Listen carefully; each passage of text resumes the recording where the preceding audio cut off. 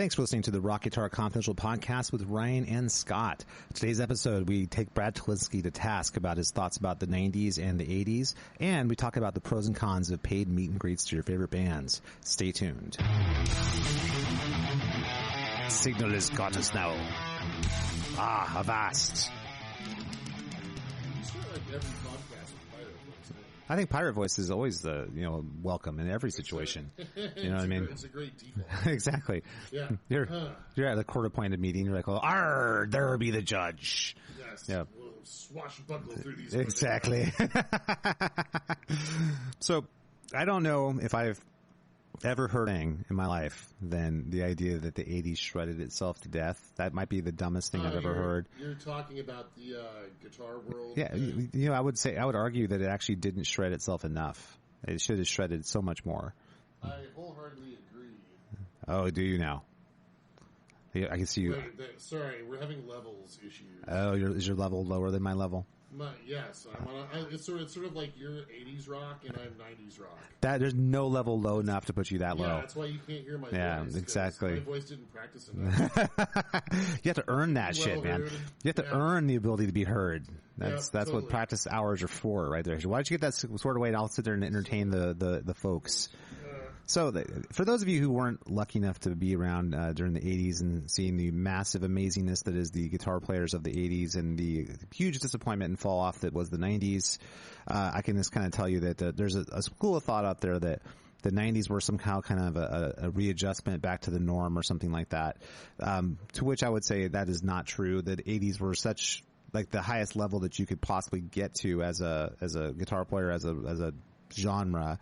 The 90s was a complete deconstruction of that, which was not a welcome thing. No one should have ever had that happen. All right, can you hear me now? There you are. That is a mighty voice. It's amazing. It's a mighty wind. So the idea blowing that over my vocal cords. The 90s didn't fix anything. In fact, the 90s remind me of a car windshield that destroys a bug. Like, the rock and roll bug was flying beautifully and unadorned for like 30, 40 years, and then all of a sudden this windshield called grunge came along. That's a long-lived insect. It was, and then it smashed it in the windshield, and then guess what? Nothing happened after that. It was just rock and roll ceased to exist, essentially.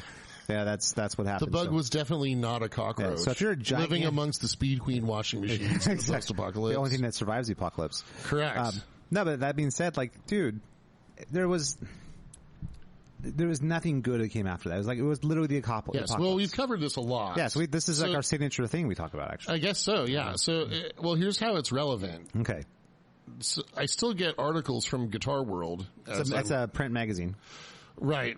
It is still. Yeah, I still get the physical copy. Print magazine is a thing made of paper. It's got paper. Right. Paper's made out of trees. Yep, exactly. So they murdered trees for each one of them, which is, we got the revenge on the trees for that one. So the title of this Guitar World article is, and this is, from 2023. So this year.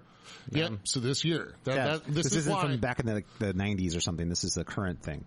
Yeah. So you're saying that people writing this article should know better, is what you're saying. Well, and I guess just for any of our listeners who think that perhaps we're stuck in a rut, it's relevant because it's still happening. Yeah. Well, again, Brad Tolinski wrote this. Brad Tolinski is a guy who was the king of the 80s guitar magazine editors, and I can't believe he's... Right, it's like the editor of Guitar World. Yeah, what a turncoat. Sorry. So I don't know why in 2023 this article...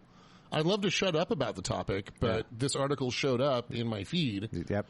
And it's from Guitar World, so it's not just an algorithm. I mean, I know there's an algorithm involved. It's like, hey, Ryan likes guitar stuff. Yeah. Right? Because I get other Guitar World articles. What does the 90s have to do with that? The 90s did not guitar stuff. There's nothing,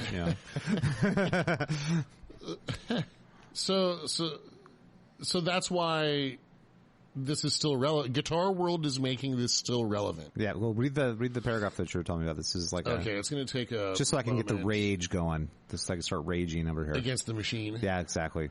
Yes. One of the less offensive 90s bands, by the way. Let's see. I just think that Rage had some good stuff.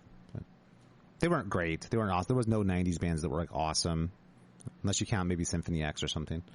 That's but there's they were good. And actually Alice in Chains, but those guys actually technically are late 80s band. Right. Yeah. Right. They weren't really 90s. Oh man, there's just so much in this article here. Blah blah blah. Yeah, but Brad Tolinski's oh my God, he interviewed Vai, Satriani, Yngwie, Eddie Van Halen millions of times. Obviously, Brad Beach, Brad Gillis. I mean, he's a guy that's, interviewed and done articles on millions of great guitar players. The fact that he's saying that is actually kind of gross. It tells me, it tells me? This is going to sound weird and inoffensive, but it tells me he's getting old.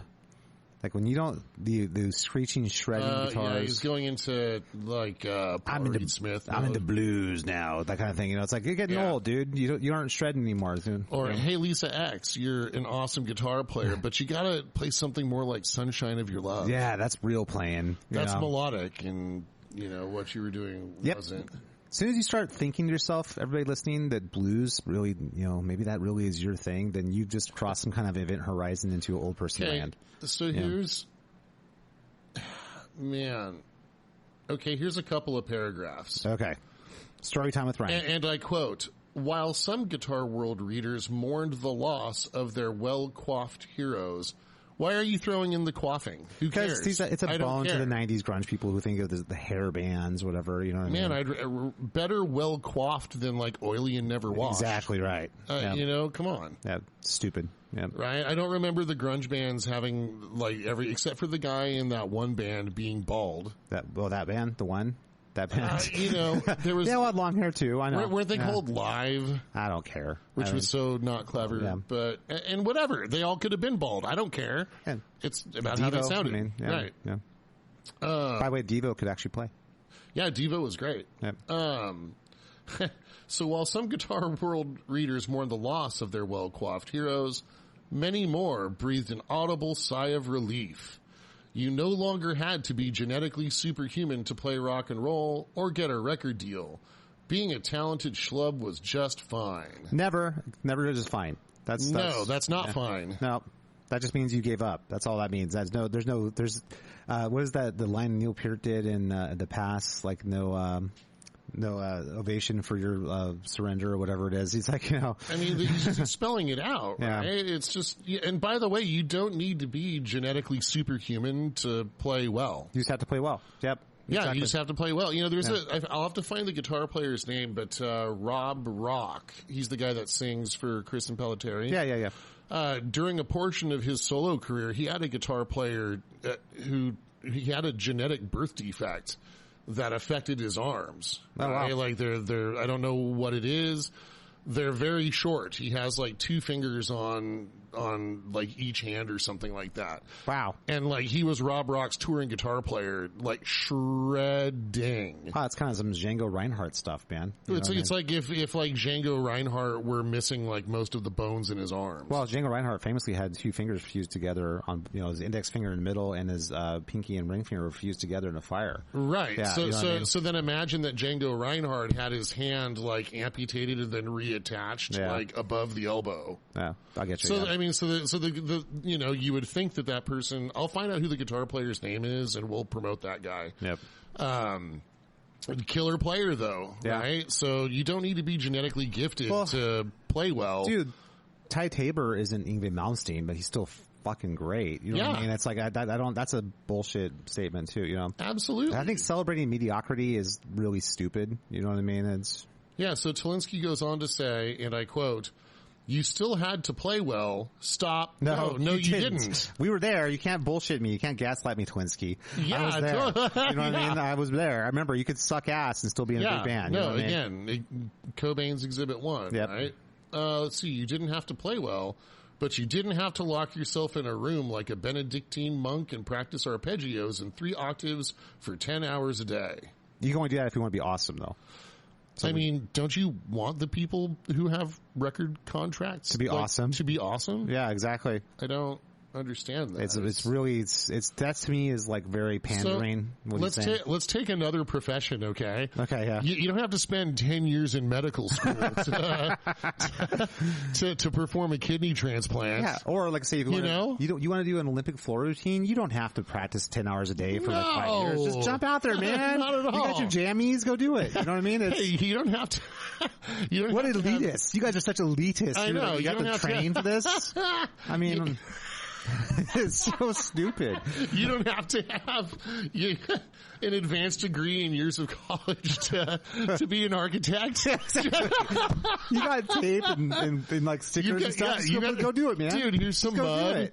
So have at it. Absolutely. Here's so dumb.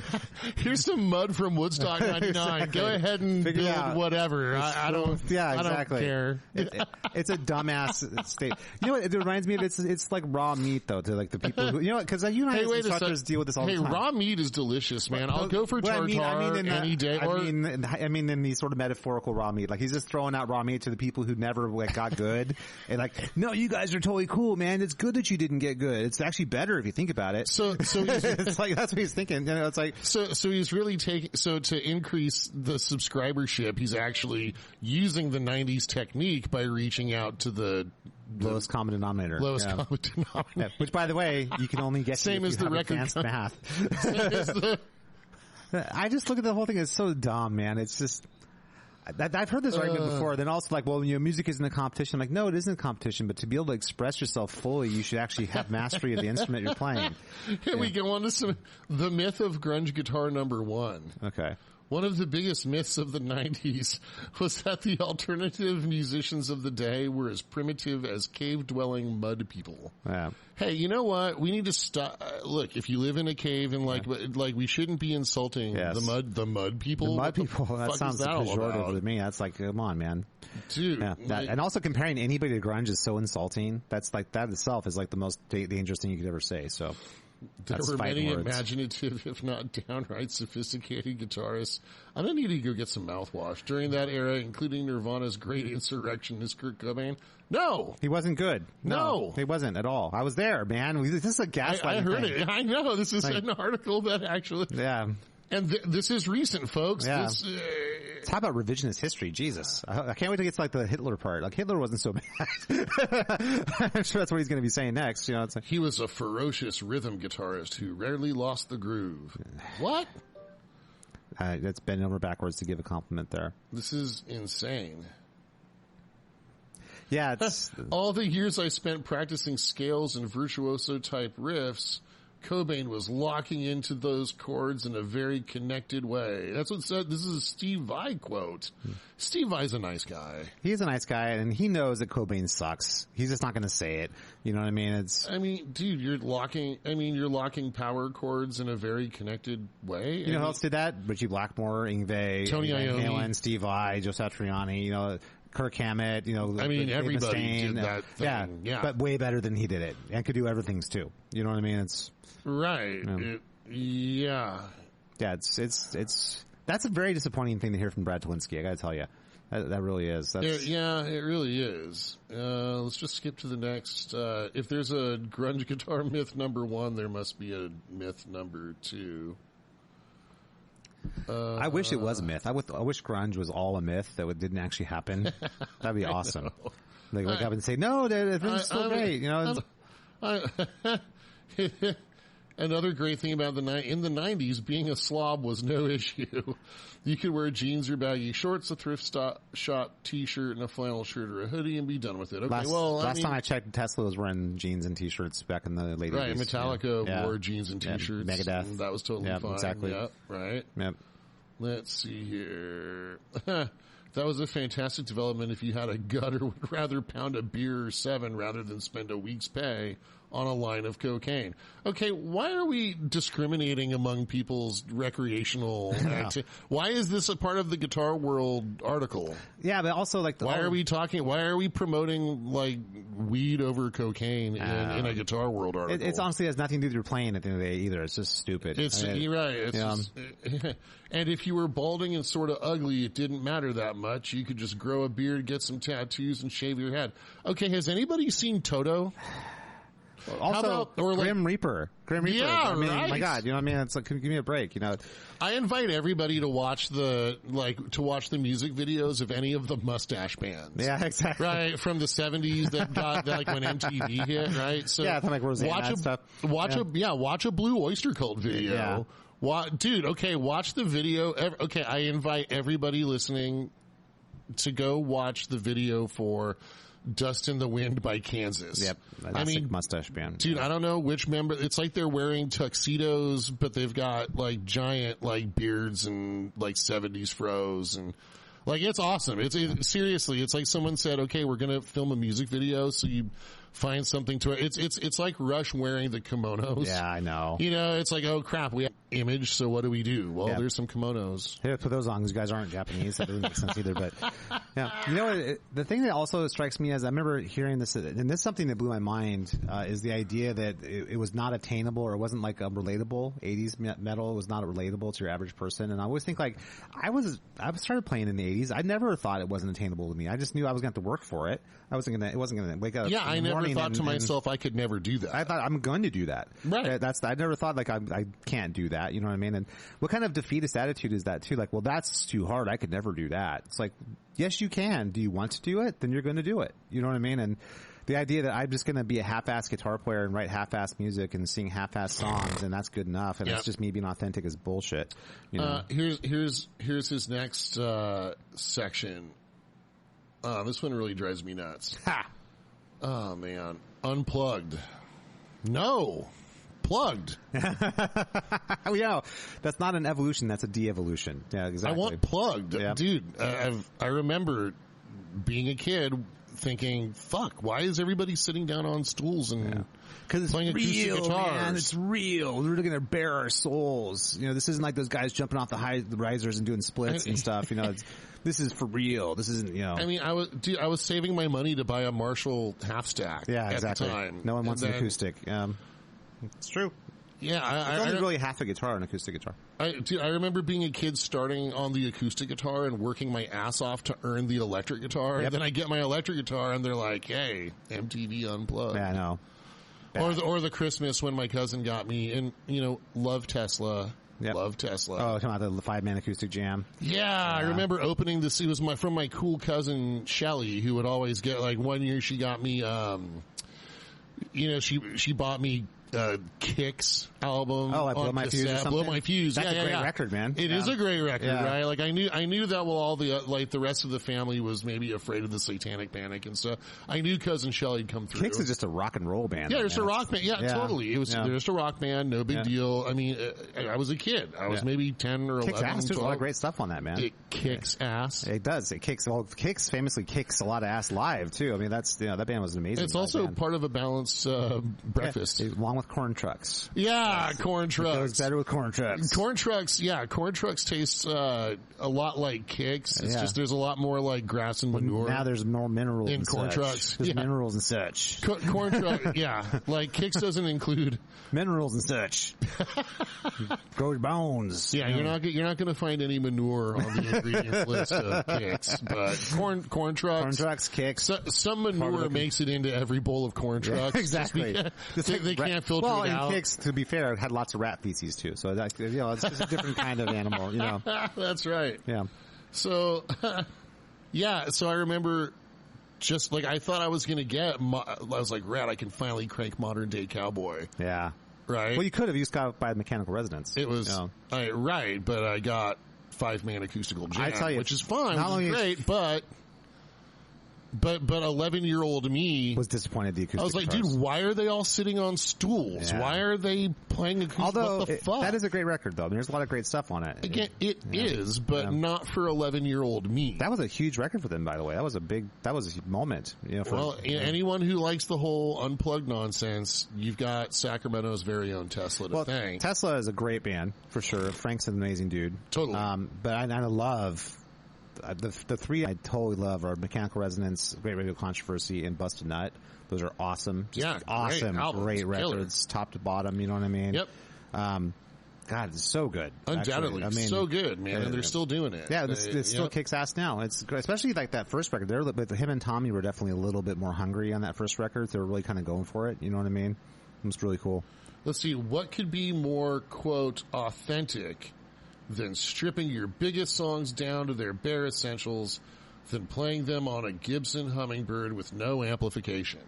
Anything else? What could be more authentic is playing them the way you wrote them. Yes. With the Also, a Gibson Hummingbird? No, fuck that. I would rather play any Taylor or Martin any day of the week over a Gibson. Fuck Gibson. Man, I want to hear like the Whitesnake '87 album unplugged. Acoustic, I know. It's just still the night acoustic. You know what I mean? Oh my god! I know Metallica did an unplugged once, which I remember thinking, like, who the hell thought of that? Oh my god! Okay, god. so there's another that's adjacent, another trend that we could do a whole podcast about, but like the next most insufferable trend after unplugged is we're gonna play with a symphony. Yeah, it's another terrible one. Although the one exception to that was the Queensryche thing. They did a thing with a couple of songs with a symphony that actually were pretty cool. Yngwie with a symphony, but that makes total sense. Actually, I didn't dig that because it was neither. It wasn't really symphonic or Yngwie. I'll give him a pass though, because there's still Yngwie there. There's still Yngwie. He's great, but I'd rather just hear him. I'd rather just hear Yngwie. Yeah.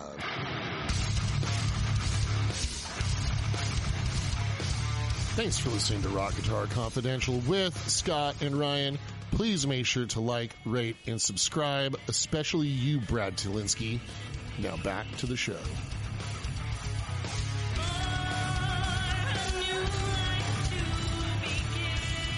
So that kind of brings us over to like the grunge. The inevitable like result of grunge is that rock and roll ended up becoming dead. It was basically the bullet that shot the steer. It thrashed around for a few minutes, but then eventually finally fell down, and rock and roll now basically is gone. And that leads us to the thing that we were going to talk about today, which I want to meet into. Ooh, man, there's so much more of this article. Well, we'll come back to it. We'll have a second part.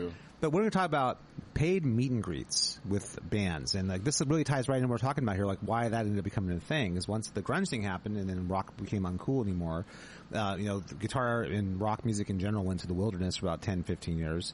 And nowadays, whenever you go to see a show, if you want to throw a few extra ducats out, you want to throw a few hundred more, sometimes more, sometimes less, you can go meet your heroes, go meet your friends. And to me, I look at that as a good and bad thing. I kind of see because the thing to me, the number one thing I hate about it is that there's no mystique anymore. Like when I was a kid, the idea of meeting Eddie Van Halen is basically like saying I'm going to go meet Luke Skywalker. It's just impossible. You couldn't do it. It doesn't exist. You know what I mean? That's an untouchable god that you can never come near. The idea of, hey, I'm going to throw a few hundred bones down and I can go meet him and hang out and get his guitar pick. And that kind of, in a way, feels terrible to me. It's like, you shouldn't meet these guys, what do you think, Brian?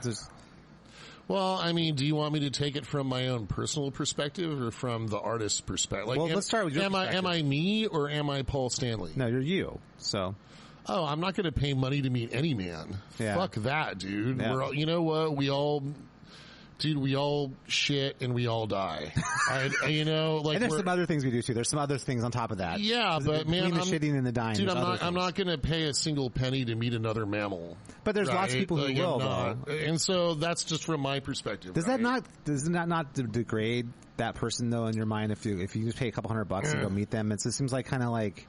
Well, wait, the person who's paying to meet the like the hero. Like, so say you want to meet Steve Vai, you're going to pay. Is Steve Vai degraded? No, doesn't that make that person seem less godlike in your eyes if you can just go hang out with them? Well, I mean, no one's godlike to me. I just like if I met Andy LaRocque, it'd be cool. I'd want to talk about music and stuff. I mean, sure, I'd let him know that, hey, your music really has been a major positive influence, but I wouldn't fanboy out. Oh, I totally would, man. I've met Steve Vai and I've met John Petrucci and people like that, and it's I wouldn't say fanboy out, but it's just like it's like this is a real moment, to be able to meet you. Yeah, really cool, when I met George Lynch, I think I was a teenager. I mean, it was at a NAMM show, right? Mm-hmm. And I just told him, dude, thanks to you, I'm a better guitar player, right? Yeah. He said, thank you. And he shook my hand and that was cool. And I think we talked about gear a little bit, right? Yeah. When I met John Christ from Danzig, he signed my get out of school note. Yeah, I remember you talking about this. Right. And then I took the suspension when I got back home. But the thing is, though, those are all things that extemporaneously just happened. You didn't pay an extra few $100 or whatever to go and do it. It's just, no, I mean, I was at NAMM. It kind of feels like a cattle call the way they do it. Sometimes we'll have a few hundred people who paid for the premium package or whatever, and they kind of just roll you through. And yeah, I remember getting I remember going to meet Slayer at Tower Records when I was 15 or 16. That's different though. That's because to get an autograph on it, and I got a new album because that's how you got the album. Now, to be fair, you were able to get free meet and greets anytime you wanted if you were a 22-year-old girl with double D's at any point. And right, which I've never been. You could always get a free meet and greet anytime you wanted. You know, but for dudes, come up with like sort of like, oh, dudes, here's a few $100 for you to come and say hi and tell you how great you are. You know. That's hilarious. That being said, though, like I can see it from as a fan perspective. I would never want to meet as much as I would love to meet Eddie Van Halen. I remember thinking like if I ever meet him, there's only one thing that can happen. It's going to go worse than I thought, and I'm going to see him differently from that point forward. So I'd rather just have him exist as this perfect platonic form of Eddie Van Halen in my head. Okay, and then that's like cool. And I'll live a happier life doing that. You know, and there's the old saying like never meet your heroes, that kind of thing. I kind of take that to heart to a degree. You know what I mean? I guess you know what? I think it comes down to what your expectations are. Totally, I agree with that. You know what I mean? As long as the music's good and you're not, a certain kind of criminal. Right. If you're a smooth criminal. Well, if you're a smooth criminal, then I'm not playing your songs anymore. I can't do any more than that because I'll get sued.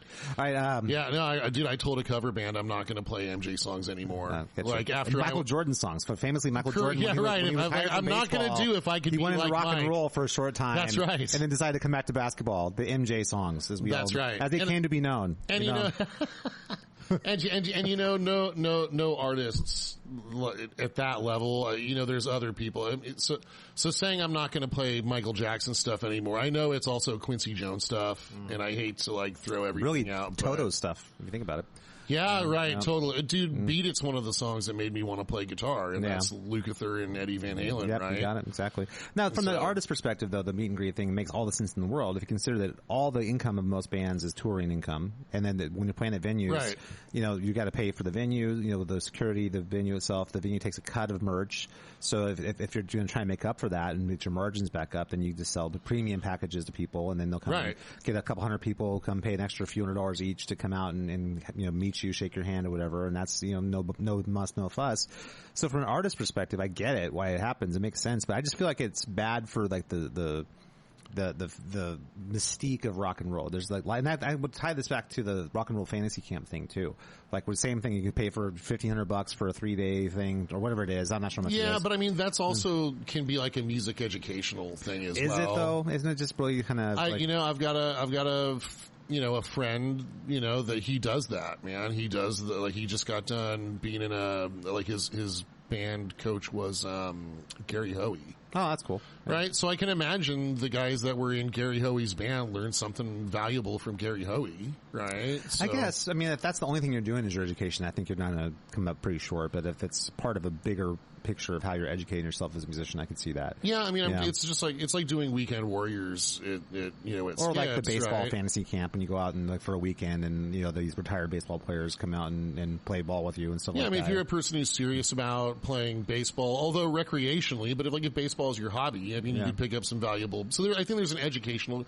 I draw a distinction between the rock and roll fantasy camp versus just a meet and greet kind of thing, right? There's a difference. So they actually back when VH1 Classic was a thing, they had rock and roll. Oh, yeah, that's right. They had that on TV. Yeah. And remember, one of the coaches was Kip Winger. Yeah, I remember that. Yeah. And he does the thing where he bounces the ball on the ground, and the whole band is supposed to, play something at the same time. Kip's also an extraordinary musician too. That's right, and that's a different level. I love that Kip was featured as one of the coaches, and everybody was super, stoked to have him as a coach. Everybody who knows anything about music understands that Kip Winger is legit as a musician, man. There's nobody who would question that. You know what I mean? Yeah. Unless you just don't know what you're talking about. Yeah. You know what I mean?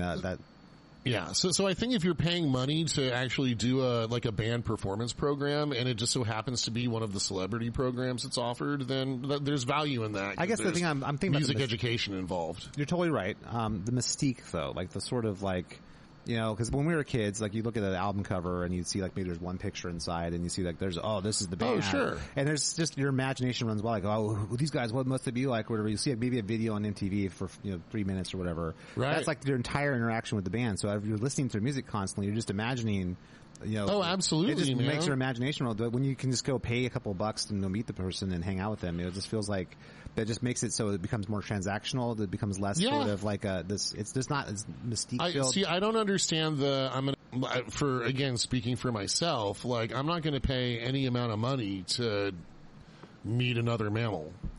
Like I'm just not going to do that. What if it was like a let's say it was like an alpaca? Would you pay for that? They're known to spit. Isn't there like an alpaca playing in Gore now? Yeah, that's an alpaca in Gore. I think there's an alpaca in Gore, maybe one or two. Percussion, probably, right? Yeah, well, they spit in the audience and stuff. Or like, I think next year Slipknot's taking some alpacas on tour. I heard for the stage show. I heard there were pandas. So they were like, there's Asian pandas. That's for the Chinese government has mandated that they include pandas. Would you pay to meet Bobo the gorilla? Maybe he's got some insight in songwriting we could find out more about. Maybe that would be exciting. Well, I grew up with Showbiz Pizza, so there was already the keyboard playing gorilla. You know who's also great is whales. They're mammals and they're awesome at songs, man. They're just those guys. Right. They sing like unbelievably. So if they hadn't lost their record contract, Cinderella was going to release whale songs. Exactly. You're totally right. That was the next logical choice after Night Songs was whale songs. What comes better after a long cold winter than whale songs? Yeah. It's like that's the perfect next step. You know what I mean? That's right. Yeah. That's right. But then the whales turn them down and they end up at Heartbreak Station, which is just really sad. You know what I mean? Tom Kiefer just had to get all the emotion out, But that's a mammal would be worth meeting. I can see throwing a few $100 for a page. Travel around in their gypsy pod. Exactly right. You guys have like songs about eating krill and getting stuck in nets. The tragedy of fishing nets by the whales. Dude, those guys are a bunch of filter feeders. I could see that being valuable. Paying for that being a great thing. I don't know. Yeah, you're right. So I think context is. So when you and I were growing up, looking at the photos in either that came out of the cassette or the CD. Yeah. Or like a Metal Edge magazine or something. Right. Yeah. Or the pamphlet that the pastor handed out explaining why Motley Crue is more satanic than Bon Jovi and stuff. Right. It's like the terrorist threat level meter, right? Yep. Like Vince Neil on those monkey bars and those old grainy footage, it's like right. You just turn all the way to the back of the evangelical pamphlet to Pants on Fire and be like, oh yeah, King Diamond. That's an awesome. That's actually a really awesome Alice Cooper song. Isn't that Pants on Fire? Is there? Nah, besides it's House of Fire. I'm thinking of. Never mind. Oh yeah, on fire. Oh yeah, pants on fire. Right. Yeah. I got my pants on fire. That was like Kane Roberts, Alice Cooper, right? No, that was Al Pitrelli, Alice Cooper. Was it? Yeah, that was off Trash. That album's off Trash. Okay. Those are my favorite two Alice Cooper. Trash and Hey Stupid are my two favorites. I must be having like music video dysphoria or something. No, Al Pitrelli's in that video. Like when is he really? Yeah. Okay, Teenage Frankenstein's got Kane Roberts in it. Feed My Frankenstein? No. Oh, no, okay. Teenage Frankenstein. Oh, you're talking about earlier. Yeah. Alice Cooper has more than one song about Frankenstein, as expected. That's when Kip was in the band, if I'm not mistaken. I think Kip was playing bass in the band. Yeah. That's so funny. Yeah, I mean, I remember Al Pitrelli had the totally badass Kramer with the reverse headstock. And he's such a smooth player, Al Pitrelli. I remember that was a cool guitar, man. That had that cool graphic and stuff. I mean, that was back in the day. You have no idea, guys. I mean, maybe you do. Maybe you were there, but yes. Like the guitars were so badass, and you see like, oh my god, look at that thing. That's incredible. Like the old Kramers and stuff were killer. You know what I mean? So and so there was mystique about all that. I don't know. It was a different time, and you never see those guitars in the local music stores. Right. So you would never walk in and see like Al Pitrelli's guitar from the House of Fire video, just say guitar player music or whatever. You wouldn't see that. Totally. So it was even more cool. Like Eddie Van Halen, like the Jump video, he's got the red and white striped guitar. You never see that guitar anywhere else. It's you walk in the music store and you see like a Strat or a SG or Les Paul, and it's kind of so. Oh well, in the music store I grew up in before I ended up at Skips, when we were at Guitar Player, right? It was a lot of like off-brand stuff. Yeah, like Series 5 guitar, Series 10 guitars. Series 10 was the Command thing, or Bentley acoustics, or Memphis guitars. Yeah, exactly. Man, my first electric was a plywood Memphis. Yeah, mine too. Yeah. It's funny. I was watching another like video. There's this Guitar Max guy that has his own like YouTube thing. There's your plug, Guitar Max. You need to plug our podcast. Is his name actually Max? Maybe, I don't know. But I mean, he's cool, but he does the whole, like, we're gonna bust the myth that these cheap Chinese guitars are, plywood. And he saws them in half, and it was nice to see them getting sawed into pieces. Yeah. And that's the most important part. They were sawed in half. He sawed a Les Paul. He called the insides mahogany, which they were not. Oh, okay. Like, you can tell it's not mahogany, so I mean, whatever. I'm not gonna nitpick some other dude's podcast. As long as it's not plywood, you know what I mean? It wasn't plywood, but it was, seriously, it was like a close cousin to balsa. Yeah. I mean, it just wasn't good wood. What do you expect for a $100 guitar? You know what I mean? It's just, right. It's just what it is. But my first guitar, electric guitar, it was plywood. Like, you could tell, you could open up the back and you could see it was plywood and where the claw was for the trim. And you could even see on the sides where the paint, you could see the texture of the plies. Yeah, and the finish. Right. The amazing finish they put on that thing. Yeah, and so anyway, so getting back to the whole meet and greet thing, I mean, there's no mystique in anything anymore. I guess that's true. Because if you have a Facebook page, you can go on there and see what they had for breakfast this morning. You know what I mean? And look, I'm not a parent, so I mean, do kids have imaginations anymore? Yes, they do. Do they? They totally do. This is not the same imaginations we had when we were kids. As in, like, operational and working imaginations? No, they totally do. It's different. I think that everything about their context of their life is different than what we grew up with, so it's going to feel weird to us. Like, it doesn't make sense the way we see things. We didn't have as much content, so we had to use our imaginations more, but that's not to say that they don't have imagination. They definitely do. It's just that, it's funny, the musical part of it is not as big a part of it. That's not where their imaginations go. I think for us, music, because when we grew up, music was co-equal, like movies and television and like video games. That was all co-equal to us. It wasn't like those music, and then now it's not like that at all. Music is so much less in their mind than anything else. Well, and the Marvel and Disneyfication of movies, right? Like, it's not real cinema. It's that being said, art. though, that there's always all different art going on at the same time all the time. So there's all kinds of movies out there if you want to find it. That being said, there's just so much content.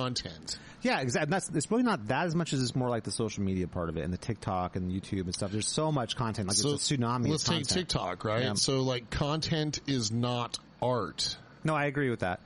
But content is something that people don't differentiate between that and art. So that's my point exactly. Yeah. And so that doesn't mean that their imaginations aren't still good. They just have different sorts of imaginations. Yeah. They kind of go different places than we would go. Okay. You know what I mean? Well, and I think. I don't know. That's cool. I think it's. I mean, look, I have some students who are imaginative. I feel like they're in the minority. I don't find that. I think there's a different sort of. I mean, as is always the case with human endeavors, there's just a different attitude and way of looking at the world than what we grew up with, which is inevitable because they're younger. Right. Totally. You know what I mean? And just like we don't see things totally fine. They have different contexts to cope with. Yep. I think they have more to deal with than we had. We had like a handful of things to deal with, but those guys, in terms of content, like a tsunami that they have to deal with every single day. Well, I guess they choose to technically, but you can't really interact with the world in 2023 or 2024 without being a part of that. No, that's true. So they have really no choice at the end of the day. And right. I don't know that that's good or bad necessarily. I mean, it's like anything else that humans do. There's good and bad. There's good things and really brilliant people doing brilliant things, and there's people doing terrible things, and there's a bunch of mediocre in the middle. It's just, it is what it is. So it's all about, trying to, like, limit the mediocre and increase the good things. And I think that Brad Tolinski should take a note of that, actually. He should. That being mediocre is actually not I wish we could get Brad Tolinski on this podcast. Oh, I would yell at him for that. In fact, he even wrote that. It feels like his art. I've always held Brad Tolinski in high regard. Yeah, me too. Him and John Sticks, who was the editor of Guitar for the Practicing Musician. So listeners, you're now witnessing us experience the disappointment of the 90s in real time. Yeah, exactly. But through a person who we thought was like one of our heroes. Right. Dude, this is a similar feeling of betrayal to like Metallica's Black Album. It feels similar, right? Like, oh man, ironically, Brad Tolinski, why did you have to write that article? Brad Tolinski wrote a whole article on the Black Album. I'm pretty sure he did. So it's probably saying like if he probably said it was good and that sucks. Now, here's the question I have for you. Do you think he really believes what he's saying, or do you think it's pandering, or do you think it's just him trying to revisionist history himself into making himself understand why the 90s happened? I mean, like, I have no way of knowing. Who knows? I mean, it's clearly. I mean, it's a pretty. See, that's the thing. It's a pretty clickbaity thing, but it's coming from Guitar World magazine. Pandering too. To me, it's very pandery. It's like sort of like, oh, the 90s were great. You don't have to be good. I mean, I think I do a relatively good job avoiding clickbait, but I mean, it's from. I have a subscription to Guitar World. Yeah, they'll get you. It's Guitar World. There's an article that's Steve Vai on the cover about his new album, and you go, oh, sweet, and then that'll get you the next one to be like, oh, here's Kenny Wayne Shepherd. Like, yeah. Right. I guess that's fine. And, yeah, and I mean, and for what it's worth, I mean, the album is not the album. The article is kind of trashing and undermining what was great about 80s rock. Yeah. So, I mean, fair game. I'll respond. The thing, though, they'll have another article like in a year where they'll talk about how great 80s rock was, though. You know what I mean? Or they'll have that article, and then it'll be, and again, no slight to this dude, but like they're going to have like the Edge from U2 as like the poster boy. No, that's not true. I remember they did an 80s article like maybe a couple years ago, like 2 or 3 years ago. Well, I mean, I'm referring to a specific article. No, I know, but they had a whole magazine basically dedicated to the 80s. They interviewed like Reb Beach and Lita Ford and like Tom Kiefer and Kit Winger and stuff like that. Talking about George Lynch and, you know, all these different guitar players, Adrian Vandenberg, all these players, Warren DeMartini. They talked about to a bunch of 80s guitar players. Adrian Vandenberg is going to be in one of my brackets for our upcoming segment that we're teasing. Yeah, exactly. Yeah. We're going to be doing some like March Madness style brackets here. It's going to be like fantasy pick your sport, but with like awesome bands, musicians and bands. Yeah, we're gonna pull. It's going to be a new feature for the near future. Yes, coming up soon. We'll have more information shortly. But Brad Tolinski, shame on you, man. You should know better. You should know better. I know you do know better. I'm not sure exactly what's your game, mate. I don't know what that is exactly. But, I don't know, man. But he knows better, dude. He grew up with awesome guitar players. He knows. Right, yeah, he knows what's up. So to get back to your point, to the topic of, you know, the meet and greet thing, I mean, there's no mystique to anything anymore. I guess that's true. I guess for me, I just told, like, why does like those classic like Van Halen records, like, or you know, pick a Kiss, like early Kiss records, because people literally thought those guys were like demons from hell. You know, when you're like, you know, that I think if you're I've got students, you know, teenage students who still get fired up about, you know, meeting. But I don't know. I mean, they're connected differently. But right? The idea of you meeting them, like Gene Simmons, like the demon, would be impossible. You would never even imagine. Impossible. But that's why it was so magical, because there was like existed on this plane that you could never touch. You know what I mean? That kind of thing. And that's why it was so magical. The idea that you can see part of it, what Gene Simmons, you know, had for breakfast this morning or whatever, and you know, and your parents hated him. Yeah, well, I guess that's true. But it scared your parents. That's an important factor. You and I very much come at that very differently, because I never cared about that myself. I was never. Are they awesome? That's the thing I cared about. Well, I mean, they were also awesome. It was a pleasant surprise, right? Again, it's just a bonus that your parents didn't like them, you know? Right, yeah. So that's the I never gravy. gave a thought either way whether my parents liked or didn't like anything. I never cared. Oh, no, it was awesome. Well, I guess it's a very specific thing. I mean, I love my parents. We have a great relationship, but I mean, they're not music people. Sure, yeah. I say this in the nicest way. I mean, they're squares. Yeah. Which is fine. Which is great. That's how we've all survived so long. I believe a great bard once said it's hip to be square. True. Yeah. And I hope he's able to say it again one day. Yeah, I'm sure he will. Once he gathers all the news he needs, he will get it out to the world. You know, and then he'll mightily shout 4. And then, you know, the show will begin. Yes, exactly. Yes. Because that's the power of... And he'll and hopefully he earns enough money to go buy a new truck. That's true. You know, by the way, have you noticed that particular bard is not aged at all? If you see him now, he looks exactly the same as he did back then. Well, except that his droid. That's fine. His ears are destroyed to the point where he can't perform anymore. Oh, he got stuck in one of those weird, like, earring things back in, like, the early 90s. Like, he had the big giant earring. I wish. Like... The Rachel Bolan nose ring attached to the earring. Right. Yeah, exactly. Yep. So I guess the way to think about the whole, you know, I paid $1,000 to shake Paul Stanley's hand. Yep. Well, maybe not Paul Stanley, because those guys are already rich. Well, you know what I mean, though. Yeah, it's just he'll be the mannequin, like he's the cardboard cutout Paul Stanley that represents all rock stars. So you know, if somebody wants to, I mean, okay, I guess I'm hedging now, because I was gonna say, you know, since you have to cough up, you know, a percentage of merch to the venue, like, so Kiss is a bad example, because Kiss is its own still very expensive, like, business juggernaut. Playing in an arena right? is still a massive overhead, man, to be able to do that. I mean, that's especially with the kind of show those guys put on, and you know, they're selling, you know, tens and thousands. So let's say hypothetically you were like, man, what would be a good band? Like if you paid an extra $300 to go back and meet Warren DeMartini or something. Hell yeah, dude. Then you know what? That's cool, because Rats, you know, streaming, you earn like 0.0003665 cents per stream. Yeah. They got to cough up part of the merchandise. Yep.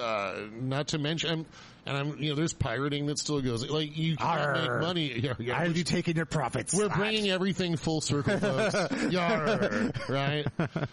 So, you know, since since you know the business environment has sucked money away from the artists. Technically plundered. Yes, plundered. Yes, thank you.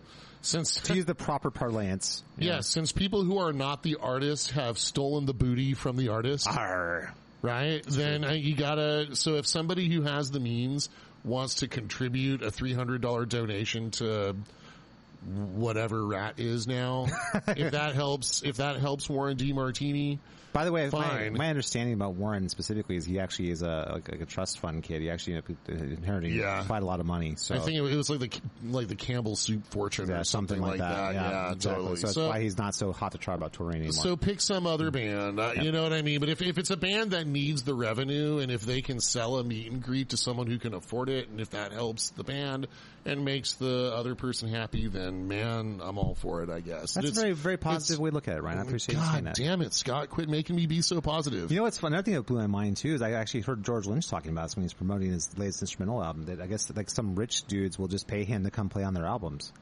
I had no idea. Like that. I'm not surprised. I mean, I'm not surprised either, but that just is amazing to me. Like, okay, just some dude who's got money. He's like, I'll pay George Lynch $10,000 to come down and play some solos on this. Yeah, album, I'm not surprised. Man, I guess in a way that just it makes me so sad for like my teenage self thinking about George Lynch when I was a teenager. Like, this god, this rock god who's playing Mr. Scary. He's amazing. Now he's just like almost like it reminds me of like the Renaissance, like where these like wealthy lords would like pay like Da Vinci to come live with them. Well, if you want to get. If you want to get like really deep about it, we teach guitar lessons full time, right? Yeah. Guitar lessons are a luxury good. Yeah, that's true. Especially for us, so it's so luxurious. Yes, it is. You have no idea the smoothness to which I teach guitar. The luxury, the Corinthian leather that I am. Right? Yes, right. We are like the Corinthian leather of and any quality music instructor is, right? Like that's what you're paying for, right? Yeah. I mean, I think, that's also why I think it's important that, we've got Girls Rock Sacramento, right, that works as a nonprofit. Yeah. Right? That's why those businesses, that's part, not the only reason, but that's part of why they're so important. Yeah. Because I realize the tuition that I demand is, it's gonna make my services inaccessible to some people. Yeah, right? yeah. I don't make the rules, right? I mean, the economy is what it is, but, so... Yeah, and art is important. That's the thing that's, right. And that's not a new thing. Artists have always struggled to find a way to survive. That's not that's since people were drawing on cave walls. You know what I mean? They needed someone to go kill the wildebeest. I'm busy painting. And, that's right. that kind of thing. So that's been the case for, I guess in a way, just, maybe it's just mourning my childhood visions of like what my heroes were. You know what I mean? Like the idea that you're just a dude. Like I'm going to pay you some money. Dance monkey. I'll tell you. I mean, so yeah, I get that. I mean, and you know what? Any of the people that I've been able to play with that would have been a hero to 10-year-old me. It's even cooler because, now we're acquainted and we're human beings and we got to play some music together. And I mean, that part's cool. That's too. different. That happens organically just through you following your career. You know what I mean? It's different if you're paying money to go meet. I don't know. I guess. Yeah. If you're paying money to just go meet somebody, then I guess just is a whole different thing. The thing I'm mentioning is just, I guess, the lack of the mystique I think everything's are too accessible now. I'm trying to think of another field. So, I love movies if I were going to be snooty cinema, but I mean, I think, movie making is a lot like music making, right? It's like a parallel art form that, like if you're a movie maker, if you write scripts and direct films and all of that. There's a lot of common ground, you know what I mean? Right, yeah. Like if you're the writer and the director of a great film like The Exorcist, right? If you're, I'd be interested in meeting, I mean, they're both dead now, but like William Friedkin and William Peter Blatty. Isn't that right? That actually should be investigated, man, because that means those guys worked on that movie and then within 100 years they were dead. So right. that's something that needs to be looked into. Well, I mean, I'm happy for... Clearly there's more going on. You know what I mean? I'm particularly happy for Friedkin because he died before Exorcist Believer came out. So he never had to live in a world where people had seen that movie. I thought it was Belieber. Didn't it start Justin Bieber? I thought it was... it would have been better Exorcist if it... Belieber. Seriously, if it had been Justin Bieber getting possessed... and then murdered, and then hopefully murdered, then that would. That's actually the only way they're going to bring the franchise. If they follow Exorcist Believer up with Exorcist Belieber, and then it results in the possession and demise of Justin Bieber. The sad thing is, though, to have it fit in, it would have to be like a 4-minute TikTok video. That's the whole. that's the Justin. And you know what? And then it would still be superior than Exorcist Believer because it would only waste 4 minutes of my time. There you go. That's true. Dude, I'm so disappointed in that movie. It feels personal. Like I really want to. They probably made it specifically to say "screw you, Ryan Bowe." That's what they said. That's dude. The whole you point. know what? Like when they interviewed the director, like, what's your vision? Like, I just really wanted to say "screw you, Ryan Bowe." This whole thing is all about that. So I love Danny McBride. I think he's hilarious, right? Yeah, See, but like I feel almost as betrayed by I don't know how much of a role Danny McBride had in the creation of Exorcist Belieber. I think it's David Gordon Green, and I mean he's the guy who I'd really like to have some serious words with. Okay.